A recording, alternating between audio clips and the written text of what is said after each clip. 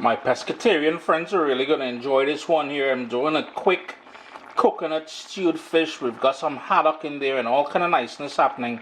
Stay tuned. You're going to want to watch this one here. And I'll try to make this recipe as quick as possible for you guys. Under 10 minutes we're going to have a nice fish stew.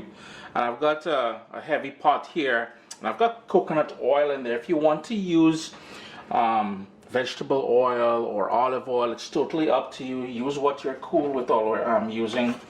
And it's about 1.5 tablespoons. Got a couple cloves of garlic. And I've got what we call pimento peppers or seasoning peppers down in the southern Caribbean.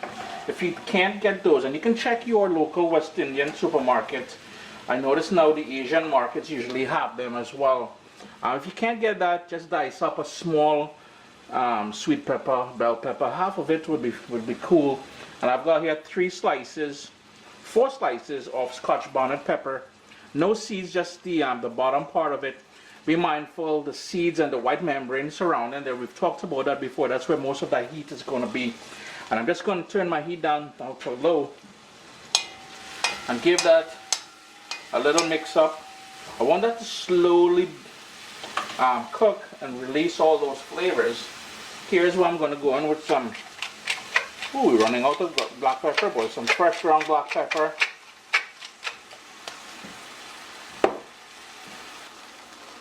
And I've gone ahead, and this is haddock, wild haddock. And all I did was I washed it with some cool water and some lemon juice.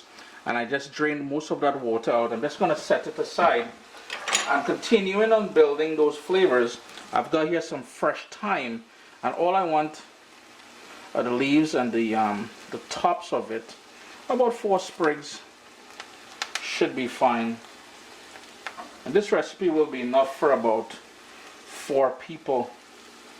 I, man alone, will be eating this because my daughters they don't like fish unless, them too sometimes, the only time they eat fish is when grandma makes it, but I am fretting, at least they eating fish.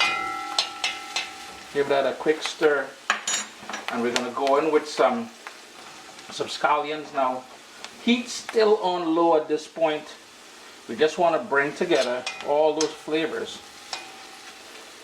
You gotta love the vibe in the pot here as well too. Look at the nice colors going on there. And if you're wondering about that seasoning pepper, the only thing that has heat here is the scotch bonnet pepper. That's optional. You use it, you don't want to use it, that's cool. The seasoning peppers has a sort of a lovely flavor, and there's hardly any or none at all heat. The other thing I'm going to go in here with now is the pieces of fish. And you can use any, I like ocean fish, so any white ocean fish would work excellent in here. And I've cut them up into big chunks because I like when I'm eating my fish. Lord, why did that sound like that? Yeah, cut. Yeah, you gotta keep it PG.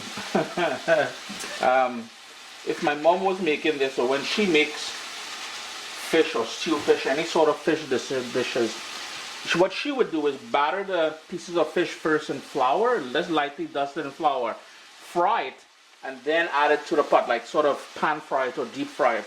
I'm only going that round. I'm going in with some salt. Now here's where you want to be gentle, but before we go in with anything else, I've got half of a lemon.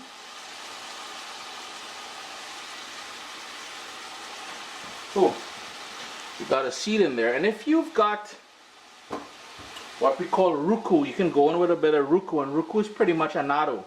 If you got some liquid of that, you can go in there with it. I'm just going to give this a stir. This pot has the tendency to dance on the stove whenever I use it.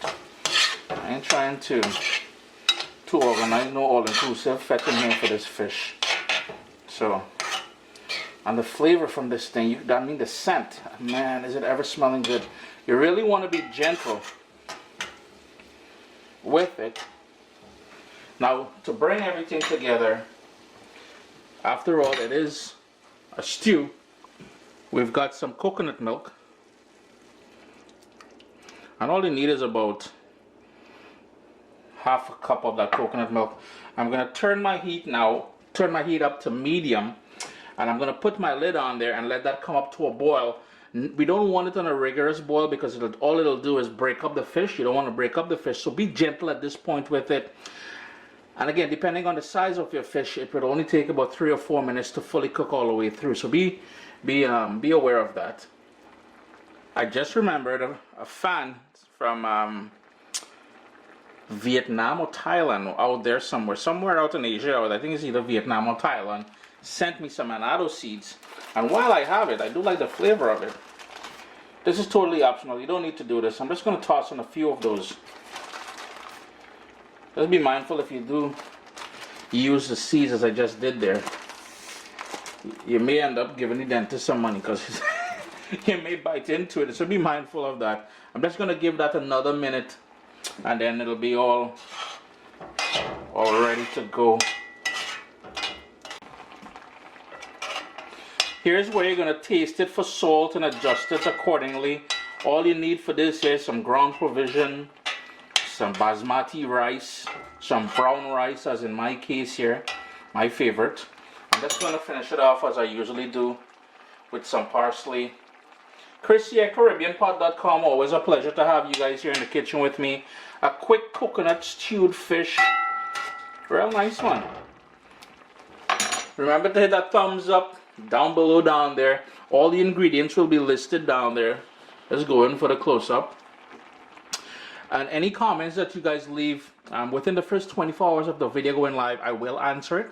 And we've got a new series we just started. Forgot to mention, I don't want this video to go much longer, but every Thursday we've got recipe chit chat right here live on YouTube, youtube.com/caribbeanpot, where we will take a further look at any questions in regards to this recipe. I'm just going to turn my stove off now. I'm trying to overcook this fish now.